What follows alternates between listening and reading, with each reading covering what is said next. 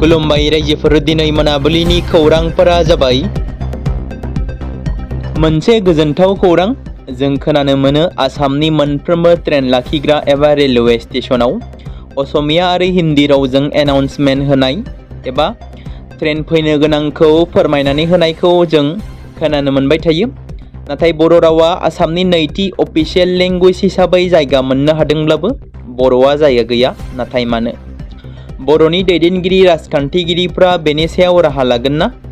बेराफारसेथिं गोजोनथाव खौराङा बेनोदि क'क्राझार रेलवे स्टेशनाव फैनो गोनां ट्रेनफोरनि फोसावनायखौ नोंथांमोना थाबैनो बर' रावजों खोनानो मोनसिगोन। खौरां मोननाय बायदिब्ला क'क्राझार रेलवे स्टेशनाव फैनो गोनां ट्रेनफोरनि फोसावनायखौ नोंथाङा दा बर' रावजों खोनानो मोनसिगोन। मख'नो गोनां बाथ्रा दि सिगां समाव बर' रावजोंबो होनाय जायोमोनब्लाबो गोबाव समनि थाखाय बन्द जानानै दंथ'योमोन। क'क्राझार रेलवे स्टेशननि अनगायैबो गुबुन गासै आसामाव थानाय रेलवे स्टेशनाव बर' रावजों एनाउन्स होनाय बेबस्थाया जाहाथे थाबैनो जायो बेखौनो आसा खालामनाय थाबाय। क'क्राझार स्पेशेल कर्टनि गोनांथार बिजिरनाय जिनाहारि खालामग्रा सानवार हुसेनखौ 20 बोसोरनि गोख्रों जोबथेसालिनि साजा फोसावबाय। नाजमुल हुसेननि हेंथायै क'क्राझार स्पेशेल बिजिरसालिनि गोनांथार राय दान। सासे उन्दै हिन्जावसाखौ जिनाहारि खालामनाय नाजमुल हुसेनखौ पक्स' एक्टनि सिङाव 20 बोसोरनि गोख्रों जोबथेसालिनि साजा फोसावनायजों लोगोसे 50,000 रांनि जुरिमाना फोसावो। जुरिमाना गैयाजासे 6 दाननि थाखाय जोबथेसालिनि साजाबो फोसावो। धेमाजियाव दै फुंखा बिफाननि हेंथायै गोख्रों सोमावसारनाय। धेमाजियाव मंगलबारखालि एबा आसाम जातीयबादी युवा परिषद AJYCP आरो कृषक मुक्ति संग्राम समिति KMSSआ जथायै दै फुंखा वाटार रिसोर्सेस बिफाननि हेंथायै गोख्रों खुद्रिसारनाय दिन्थिफुंदों। गाय दैसानि आगसि सेराव माथावरि खोनाय खामानिखौ बिथा खालामनानै ओनसोलनि थागिबि रायजो राजाफ्रा गोजोननाय मोनैनि गोख्रों खुद्रिसारदों। सोमावसारगिरिफ्रा बुङो दि बिफानारि निबिदा गैयाजासे माखासे थिकादारफोरा राजखान्थियारि बोलोजों माथावरिखौ दखल खालामनानै लादों होनना फोरमायदों।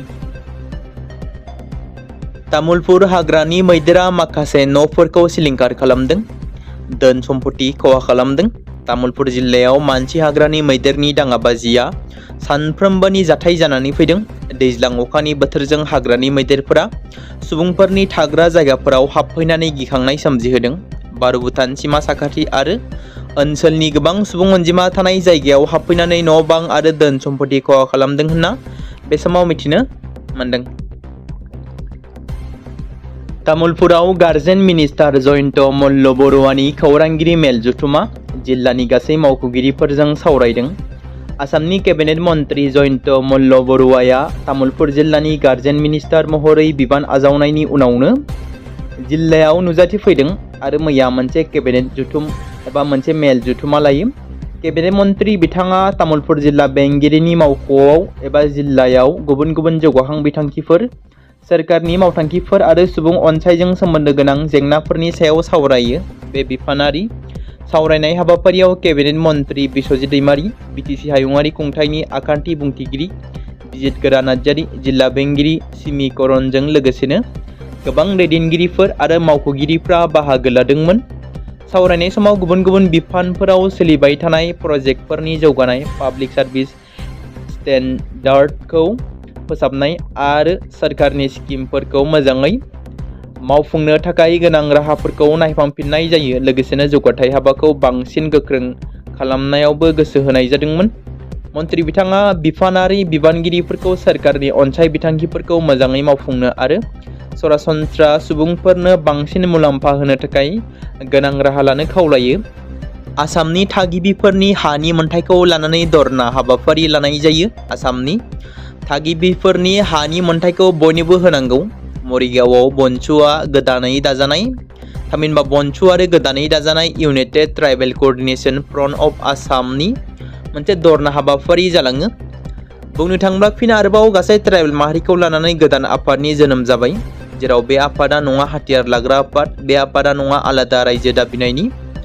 थांनाय बावैसो सिगाङाव UTCFA मुंनि गोदान आफाद जोनोम होखांनायनि उनावनो खौरांगिरि मेलनि गेजेरजों गेबेङै फोरमायथिदोंमोन UTCFA, जेराव सिन्दिसर, आमलिगड़, थामहिनबा मरिगावआव गासै ट्राइबेल हारिफोरखौ लानानै गोदानै United tribal coordination front of Assam UTCFA मुंनि गोदान आफादखौ जोनोम होदोंमोन। बन्स'नि आफादगिरि बनजित मनजिल बसुमतारी बिथांमोना बे आफादा गोजोन खौसेथि थार लामाजों दैदेननायखौ दिन्थियो। बे गोदान आफाद जोनोम होनाय हाबाफारियाव गोबां ट्राइबेल माहारिफोरनि आफादफोरा बाहागो लादोंमोन।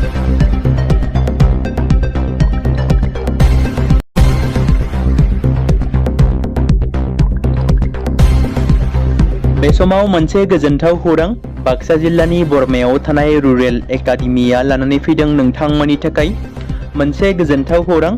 थांनाय SSLC आरो हायार सेकेन्डारिनि आनजादाव जाय फरायसा आरो फरायसुलिफोरा उथ्रिसारनो हायाखैमोन एबा फेल जादोंमोन, बेनि थाखाय रि-एग्जाम होफिननो गोसो गुदुं फरायसाफोरा थाबैनो बरमा सेकेन्ड गेटआव थानाय रुरेल एकाडेमियाव मुं थिसनफैनानै मेट्रिक आरो HS आनजादखौ होफिननो हागोन। बेनि अनगायैबो जाय फरायसाफोरा थांनाय मेट्रिक आरो HS आनजादाव नांगौ बादि जौखोन्दो एबा मार्क्स लानानै उथ्रिसारनो हायाखैमोन, बिथांमोनाबो बे रुरेल एकाडेमियाव एडमिशन खालामफैनानै मार्क्स इमप्रुभमेन्ट खालामनो हागोन। स्ट्रिम हिसाबै आर्ट्स, साइन्स आरो कमार्सनि गासैबो फरायसाफोरा रुरेल एकाडेमियाव एडमिशन खालामनो हागोन। बेनि थाखाय थाबैनो 8761903455 नङाब्ला 8720358665 जानबुं नम्बराव जगाजग खालामहरनो हागोन।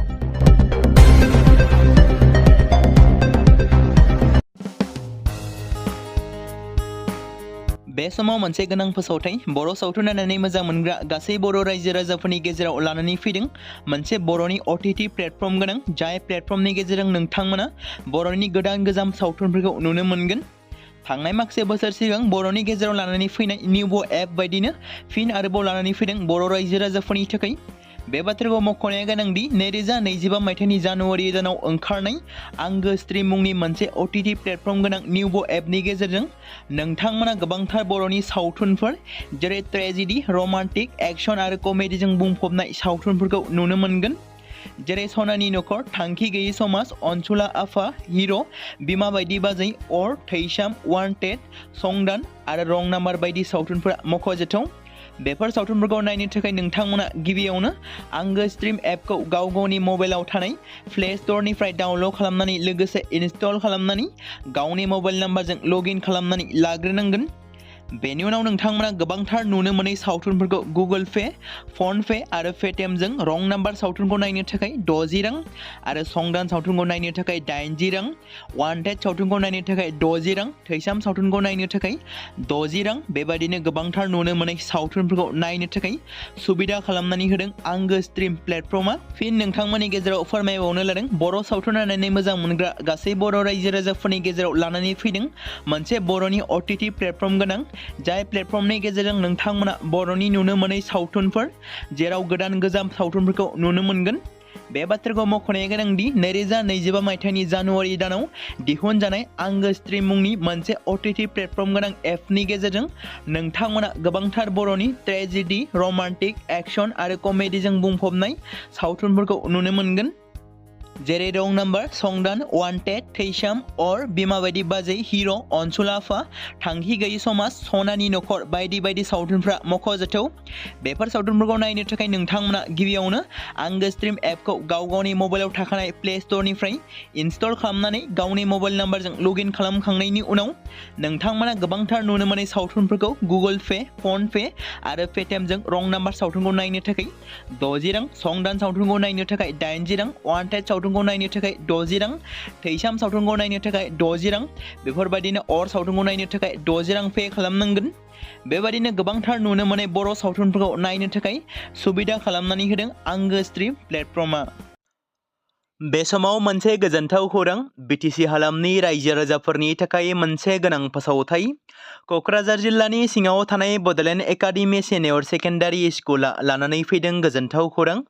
बड'लेण्ड एकाडेमि सिनियर सेकेन्डारि स्कुला 2026 आरो 2027 सोलोंथाइ बोसोरनि थाखाय लानानै फैदों नार्सारिनिफ्राय लानानै थाखो 9 सिम फरायसा आरो फरायसुलिफोरनि गुन गोनां सोलोंथाइनि थाखाय खम बेसेनावनो गोदानै मुं थिसननायनि खाबुखौ होगासिनो दं। मख'जाथावदि क'क्राझार जिल्लानि हल्टुगाव आउटपस्टआव थानाय क'क्राझार तिनिआलिनि बड'लेण्ड एकाडेमि सेनियर सेकेन्डारि स्कुला गुन गोनां सोलोंथाइ होनायजों लोगोसे थाखो 9 नि थाखाय इलेक्टिभ साबजेक्ट महरै मेथामेटिक्स, जिअ'ग्राफि, हिन्दी, हिस्टरि बायदि आयदाखौ लानो हागोन। मोजां सोलोंथाइ लानायनि अनगायैबो बड'लेण्ड एकाडेमि सेनियर सेकेन्डारि स्कुलाव उफ्रा सोलोंथाइ हिसाबै environment field study, English speaking course बायदिखौ लाफानानै सोलोंथाइ लानो हागोन। बेनि अनगायैबो गोजान लामा हान्थिनानै फरायग्रा फरायसा फरायसुलिफोरनि थाखाय आलादा आलादायै मोजां हस्टेलाव थानानै फरायनो हानायनि खाबुफोर होनाय जादों। बेनि थाखाय नोंथांमोना आबुङै मिथिबावनो थाखाय एबा थोंजोङै फोनांजाब खालामहर 9101 488 399 जानबुं नम्बराव।